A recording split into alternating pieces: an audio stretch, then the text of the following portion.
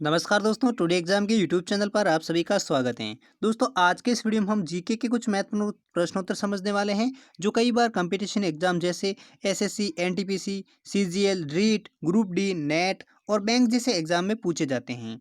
अगर दोस्तों इनमें से आप भी किसी एग्जाम की तैयारी कर रहे हैं तो इस वीडियो को आप लास्ट तक जरूर देखें और जीके के सभी सवाल जरूर याद करें जो आपके आने वाले कंपटीशन एग्जाम के दृष्टिकोण से बहुत ही महत्वपूर्ण हैं। तो दोस्तों देखते हैं पहला सवाल है सांझी कला भारत के निम्नलिखित में से किस राज्य से संबंधित हैं। तो दोस्तों सांझी कला है जो भारत के उत्तर प्रदेश राज्य से संबंधित हैं। और दोस्तों सांझी का अर्थ है वो होता है श्रृंगार या सजावट। और सांझी एक ब्रज की प्रसिद्ध ललित कला है। यानी दोस्तों इस सवाल का कौन सा सही जवाब है वो है ऑप्शन डी यानी उत्तर प्रदेश राज्य से हैं वो सांझी कला का संबंधित हैं। और सांझी का अर्थ क्या है वो है श्रृंगार या सजावट।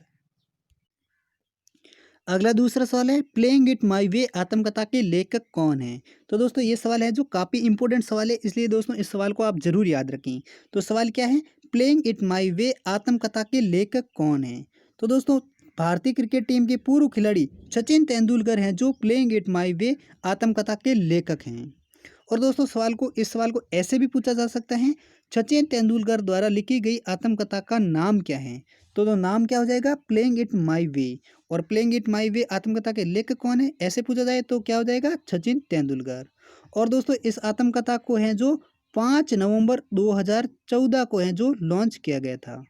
कब किया गया था, 5 नवंबर 2014 को। तो दोस्तों इस सवाल का कौन सा सही जवाब है वो है ऑप्शन सी यानी प्लेइंग इट माई वे आत्मकथा के लेखक हैं वो है सचिन तेंदुलकर। अगला तीसरा सवाल है भारत में हर साल राष्ट्रीय विज्ञान दिवस कब मनाया जाता है। तो दोस्तों भारत में हर साल है जो 28 फरवरी को राष्ट्रीय विज्ञान दिवस मनाया जाता है।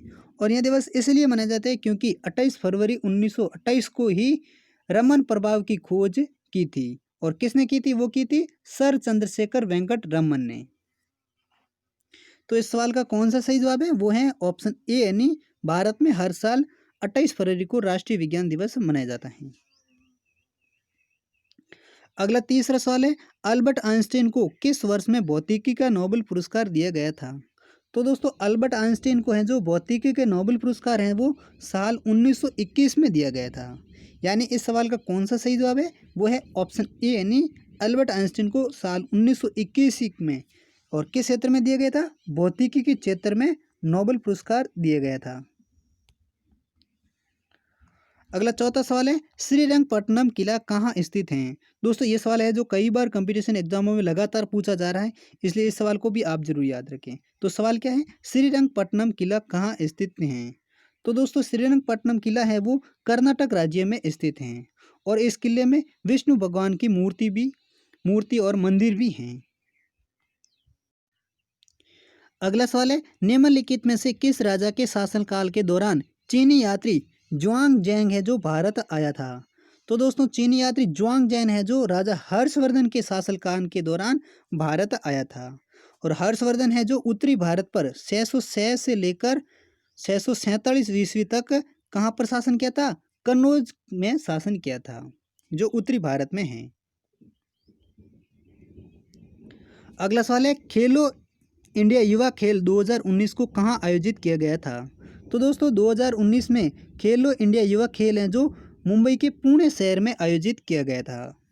कहाँ किया गया था, पुणे शहर में। कौन से वर्ष का, 2019 का। अगला सवाल है भारतीय जनता पार्टी की स्थापना कब हुई थी। तो दोस्तों भारतीय जनता पार्टी की स्थापना है वो 6 अप्रैल 1980 में हुई थी। और वर्तमान में भारतीय जनता पार्टी के अध्यक्ष कौन है, वो हैं जेपी नड्डा। यानी इस सवाल का कौन सा सही जवाब है, ऑप्शन बी यानी 6 अप्रैल 1980 को भारतीय जनता पार्टी यानी बीजेपी की स्थापना हुई थी, जो वर्तमान में भारत में केंद्र में सरकार बनाई हुई है जिसके प्रधानमंत्री हैं नरेंद्र मोदी। अगला सवाल है 1964 में जवाहरलाल नेहरू की मृत्यु के बाद भारत के कार्यवाहक प्रधानमंत्री कौन बने थे। तो दोस्तों 1964 में जब पंडित जवाहरलाल नेहरू की मृत्यु हुई थी तब गुलजारी लाल नंदा हैं जो कार्यवाहक प्रधानमंत्री बने थे। तो दोस्तों एक बार आपको और बता देते हैं कि गुलजारी लाल नंदा हैं जो भारत के 2 बार कार्यवाहक प्रधानमंत्री रहे थे और दोनों भी 13 दिन के लिए रहे थे। कितने दिन के लिए? 13 दिन के लिए। तो दोस्तों इस सवाल का कौन सा सही जवाब है? ऑप्शन सी यानी गुलजारी लाल नंदा हैं जो 1964 में पंडित जवाहरलाल नेहरू की मृत्यु के बाद भारत के कार्यवाहक प्रधानमंत्री बने थे। अगला सवाल है, एलोरा में प्रसिद्ध शिव मंदिर का निर्माण निम्न में से किस शासक ने करवाया था? तो दोस्तों एलोरा में स्थित शिव मंदिर है जिसका निर्माण करवाया था राष्ट्रकूट शासक कृष्ण प्रथम ने। किसने करवाया था? राष्ट्रकूट शासक कृष्ण ने। अगला सवाल है, मई 2019 में भारत सरकार ने निम्नलिखित में से किस आतंकी संगठन पर प्रतिबंध लगाया था? तो दोस्तों मई 2019 में भारत सरकार है जो उल मुजाहिदीन बांग्लादेश के आतंकी संगठन पर प्रतिबंध लगाया था। यानी इस सवाल का सही जवाब कौन सा है? वो है ऑप्शन ए यानी उल मुजाहिदीन बांग्लादेश का एक आतंकी संगठन था जिसने भारत सरकार ने साल 2019 में मई 2019 में उस पर प्रतिबंध लगा दिया है।